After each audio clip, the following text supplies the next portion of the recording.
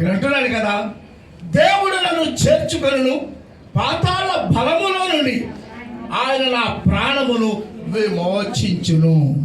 పాతాళ బలము, పాపపు బలము, అంధకార శక్తుల బలము, చీకటి శక్తుల బలము నుండి దేవుడు నిన్ను విమోచిస్తున్నాడు. దేవుని సంగమా, మనం మామూలు వ్యక్తులము కాదు,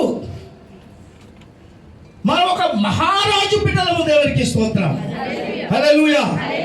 మనకు శాశ్వత జీవం ఇవ్వటానికి ఈ భూమి మీదకి అడిగట్టి మన కొరకు సిలువ వేయబడి, మన కొరకు చనిపోయి, మన కొరకు 3 దినాలు సమాధిలో ఉండి మృత్యుంజయుని తిరిగి లేచి తండ్రి కుడి పార్శ్వమున కూర్చుని మన కొరకు, మనందరి కొరకు, మన సంఘము కొరకు, మన కుటుంబము కొరకు విజ్ఞాపన చేస్తున్నాడు. హల్లెలూయా.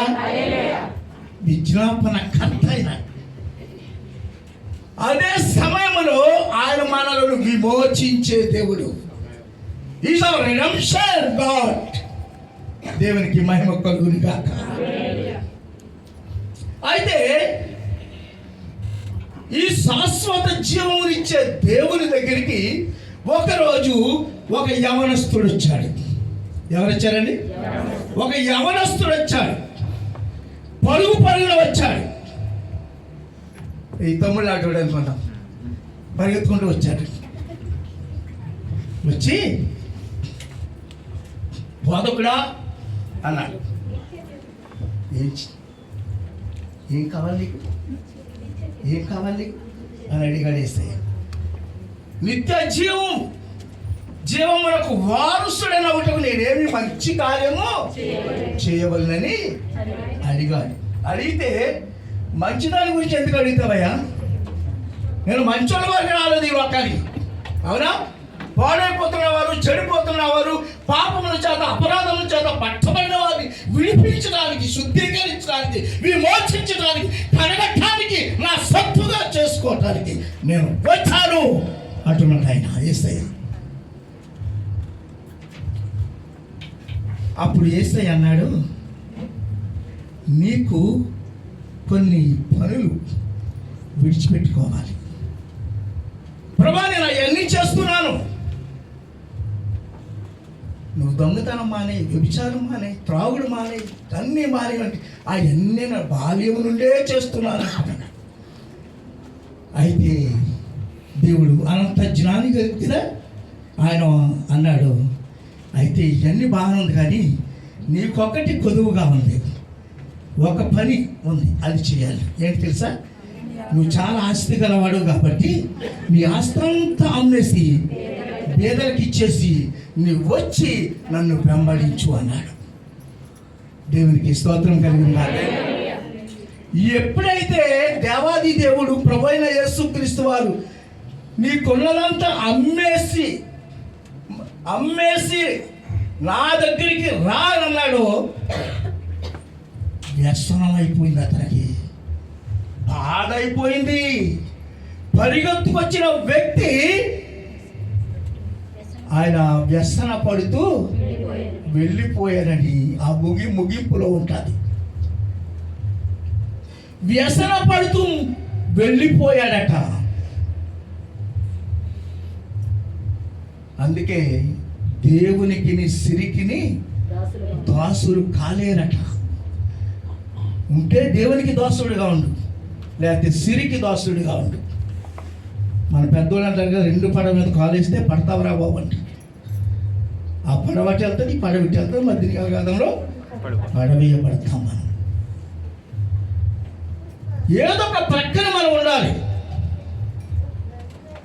ఆ యవనస్తుడు వ్యసన పడుతూ వెళ్ళిపోయాడు. చాలా హుషారుగా వచ్చాడు, పరిగెత్తుకుంటూ వచ్చాడు. యేసయ్య దగ్గర ఏదో దొరుకుతుందని వచ్చాడు. కానీ దేవుని చెప్పిన మాట అతను వినలేదు, చేయలేదు. కాబట్టి అతను దేవునికి దూరం అయిపోయి నాశనానికి గురి అయ్యాడు.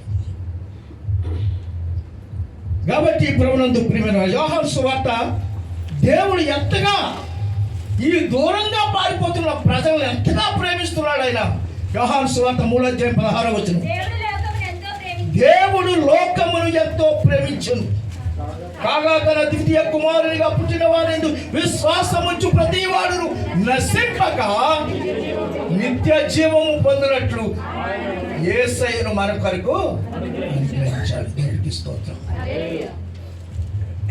నిత్య జీవానికి వారసత్వం ఇవ్వడానికి వచ్చాడు మన యేసయ్య మన కొరకు. హల్లెలూయా. నశించిపోతున్న వారిని వెనక్కి రక్షించడానికి వచ్చాడు మన యేసయ్య. హల్లెలూయా. ఈ ప్రేమ గీతము, ఈ ప్రేమ వచనము ఎవరు రాశారు? తన ప్రియమైన శిష్యుడైన యోహాను భక్తుడు రాశాడు. దేవునికి స్తోత్రం. చివరి వరకు యేసయ్య రొమ్మున ఆనుకున్నటువంటి యోహాను భక్తుడు రాశాడు ఈ యొక్క సువార్తలు. ఈ మాట యోహాను 3:16. కొంతమంది రకరకాలుగా చెప్తారు. నాకు జోకులు అవసరం లేదండి, నేను వాక్యం చెప్తానంతే. నాకు జోకులు ఇష్టం ఉండదు. వాక్యం బోర్ అవుతుందని చెప్పి ఆఫ్ చేసేస్తాను. పాస్టర్ గారు మీ వాక్యం బోరుగా ఉందని అని చెప్పండి, కూర్చుంటాను, మాట్లాడుకున్నాం, మిగతా పాస్టర్ గారు చెప్తారు. హల్లెలూయా, హల్లెలూయా. దేవునికి మహిమ కలుగును గాక. ప్రభునందు ప్రియమైన వారారా, యోహాను సువార్త 3:36 కుమారుని యందు విశ్వాసముంచువాడే నిత్య జీవము గలవాడు, కుమారునికి విధేయుడు కానివాడు జీవము చూడడు కానీ దేవుని ఉగ్రత వాని మీద నిలిచి ఉండును. జాగ్రత్త సుమా. ఈ యేసయ్య అంటే ఆసామాషి వ్యక్తి కాదు. ఈ యేసయ్య ఈ లోకానికి వచ్చాడు కానీ చులకనగా చూసే వ్యక్తి కాదు. ఈయన రాజులకు రాజు, ఈయన ప్రభువులకు ప్రభు.